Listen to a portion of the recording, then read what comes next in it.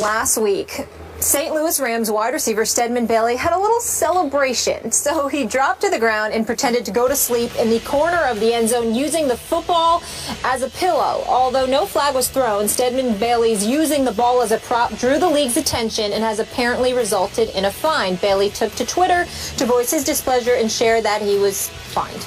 Bailey tweeting this and later deleting, hashtag NFL fine suck. I meant no harm by what I did. Shaking my head. Stephen A., should end zone celebrations be allowed? Yeah, it should. I think anything excessive is harmful, and I think anything excessive shouldn't be allowed. But I don't believe that it should be as restrictive as it is. And I think that, see, when I bring stuff like this up, I almost hate, Skip, to discuss subjects like this, because when I go along cultural lines, then people get into race and all of that stuff, and they find themselves incredibly uncomfortable with what I have to say. But I'm going to speak truth. The fact of the matter is that a lot of times we see guys, and they're usually members of the minority community who's really, really celebrating. It's not to say that white folks don't celebrate and stuff like that. But by and large, most of the time you see folks celebrating and whatever. They're doing things and they're bringing attention to themselves. Well, part of the reason for that is because, A, when it's time for the NFL to promote people, they usually handpick and choose who's the person that they're going to put out front as one of the resident ambassadors for the sport. So when guys have an opportunity to market themselves where folks on Madison Avenue can take notice who don't necessarily need the permission of the NFL in order to promote a particular athlete, it gives an athlete an opportunity to bring some shine and attention to themselves and ultimately capitalize off of it. So we understand that element. The other element, Skip, Molly, is this. It's amazing, whether it be on the collegiate level or beyond, how we pluck individuals from these community, deprived, desolate, impoverished, obviously devoid of acceptance, of love, affection, of recognition in a lot of instances, and find themselves in a position where they get to just exhale and express themselves.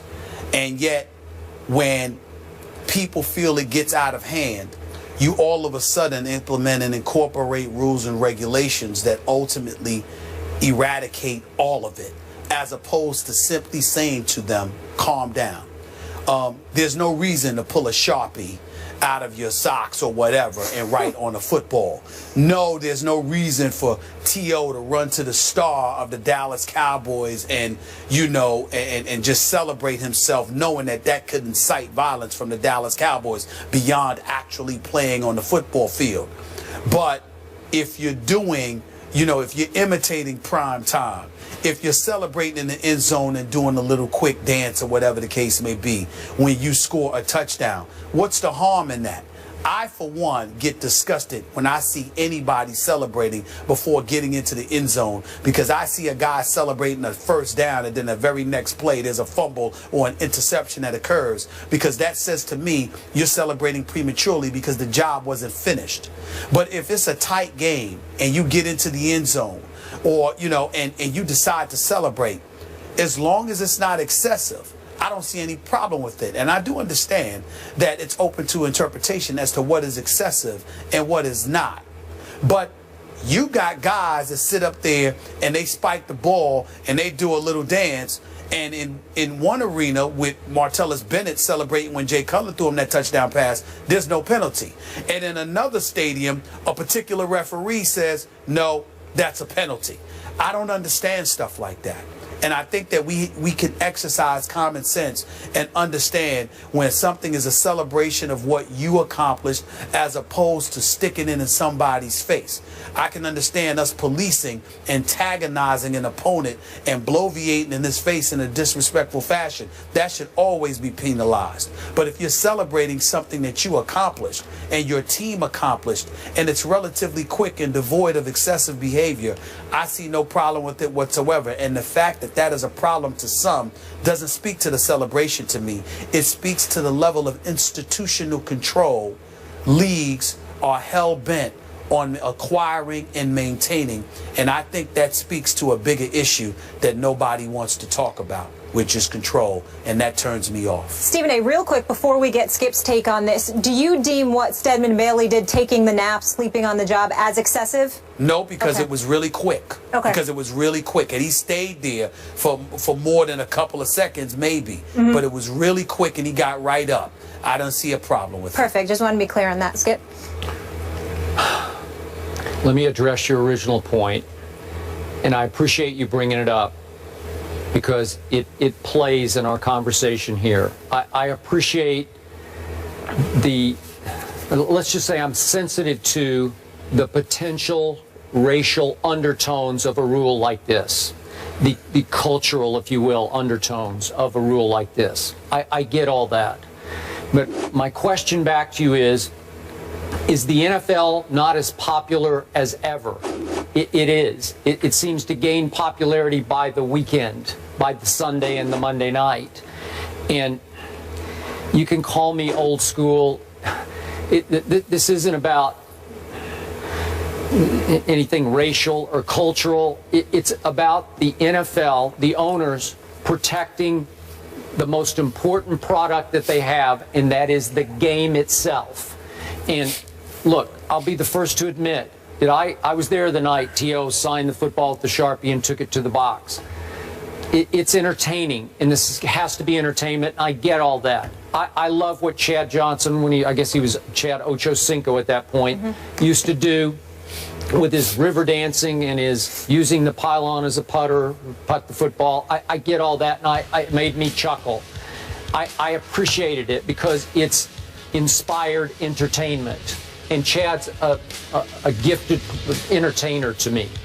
But Stephen A., you cannot throw open this Pandora's box, because it would ultimately start to threaten the game. Because you say you're forcing the referees to gauge, did that go on too long, and be subjective about it. Should we throw a flag on that one because he only slept on the football for like 24 seconds?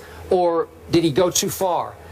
What happens is when you throw this open and you have no rules against celebrating, then what happens is you risk that players start to upstage the game of football with over-the-top, can you top this, choreographed, rehearsed skits. That's what Chad was getting to. He was trying to top himself. How do I outdo myself? And he said he would stand in front of the mirror and practice the skit.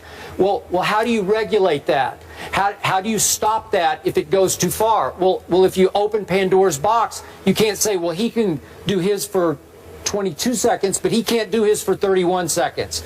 I don't know how you stop it, so they say, well, you can go back to your bench area and celebrate if you want to. I don't know. I've even thought about, could you allow teams 2 end zone celebrations per game, 3 per game?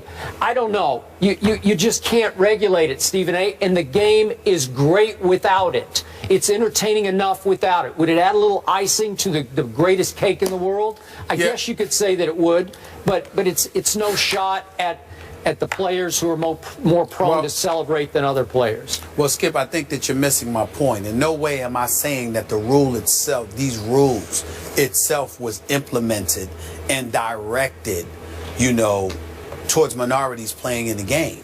That's not what I'm saying. Okay. What I'm saying is that indiscriminately, it has an effect on a particular culture of individuals because they're the ones primarily doing it.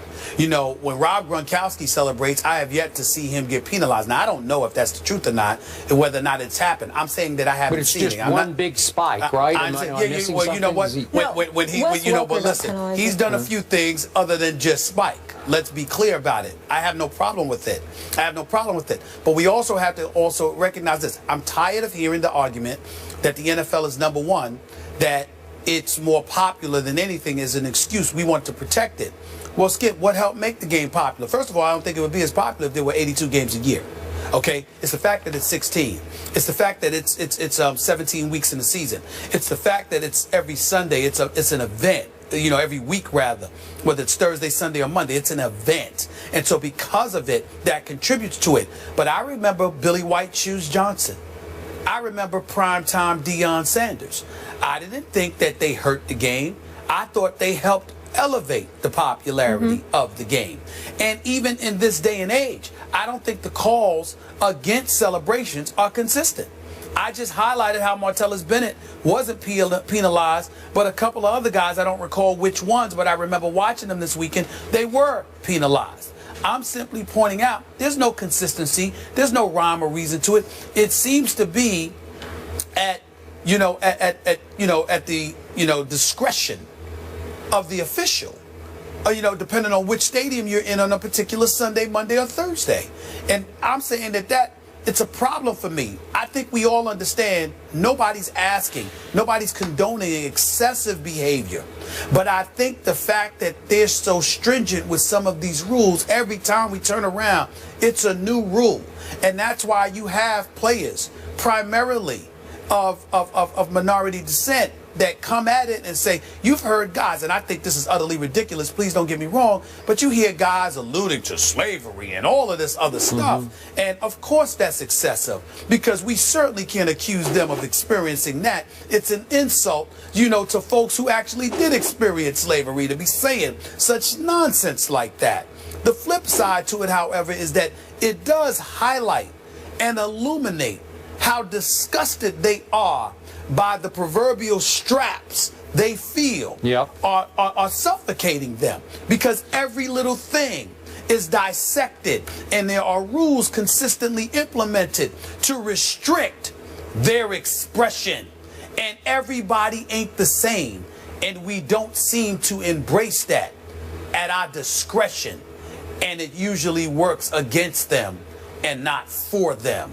And I understand and empathize with that argument, because I do think that sometimes it's applicable. So the league just needs to calm down. We know what excessive is. Penalize that. But outside of that, pump the brakes and relax and stop acting like you're inhuman. You know what's excessive and what's not. If it's not excessive, calm down.